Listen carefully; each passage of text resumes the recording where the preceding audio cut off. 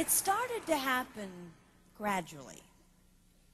I would walk into a room and say something, and no one would notice. I would say, "Turn the TV down, please," and nothing would happen. So I would get louder. "Turn the TV down, please." Finally, I would have to go over and turn the TV down myself. And then I started to notice it elsewhere. My husband and I had been at a party for about 3 hours, and I was ready to go. I looked over, and he was talking to a friend from work, and I walked over, and he kept right on talking. He didn't even turn toward me. That's when I started to put it together. He can't see me. I'm invisible. I'm invisible. Then I started to notice it more and more. I would walk my son to school, and his teacher would say, "Jake, who's that with you?" And my son would say, "Nobody." Granted, he's just 5, but nobody? One night, a group of us gathered, and we were celebrating the return of a friend from England. Janice had just taken this fabulous trip, and she was going on and on about the hotel she stayed in. And I was sitting there looking around at the other women at the table. I'd put my makeup on in the car on the way there. I had on an old dress because it was the only thing clean, and I had my unwashed hair pulled up in a banana clip, and I was feeling pretty darn pathetic. And then Janice turned to me, and she said, "I brought you this." It was a book on the great cathedrals of Europe. I didn't understand. And then I read her inscription.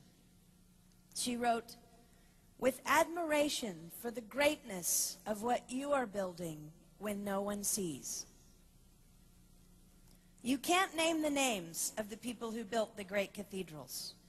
Over and over again, looking at these mammoth works, you scan down to find the names, and it says, "Builder, unknown, unknown, unknown."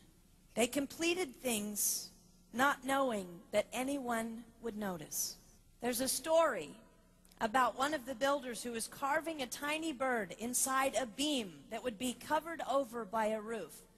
And someone came up to him and said, "Why are you spending so much time on something no one will ever see?" And it's reported that the builder replied, "Because God sees." They trusted that God saw everything.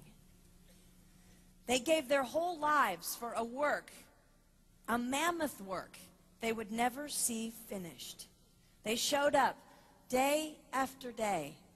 Some of these cathedrals took over 100 years to build. That was more than one working man's lifetime. Day after day. And they made personal sacrifices for no credit. Showing up at a job they would never see finished, for a building their name would never be on. One writer even goes so far as to say no great cathedrals will ever be built again because so few people are willing to sacrifice to that degree.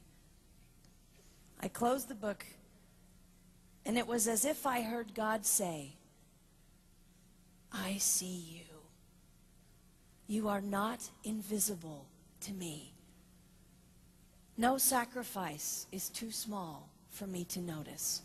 I see every cupcake baked, every sequin sewn on, and I smile over every one.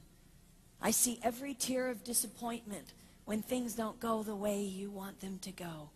But remember, you are building a great cathedral. It will not be finished in your lifetime, and sadly, you will never get to live there. But if you build it well, I will." At times, my invisibility has felt like an affliction to me. But it is not a disease that is erasing my life. It is the cure for the disease of self-centeredness. It is the antidote to my own pride. It's okay that they don't see. It's okay that they don't know. I don't want my son to tell the friend he's bringing home from college, "You're not going to believe what my mom does. She gets up at 4 in the morning and she bakes pies and hand bastes a turkey and she presses all the linens." Even if I do all those things, I don't want him to say that. I want him to want to come home. And secondly, I want him to say to his friend, you're going to love it there. It's okay that they don't see. We don't work for them. We work for him. We sacrifice for him. They will never see. Not if we do it right. Not if we do it well. Let's pray that our work will stand as a monument to an even greater God.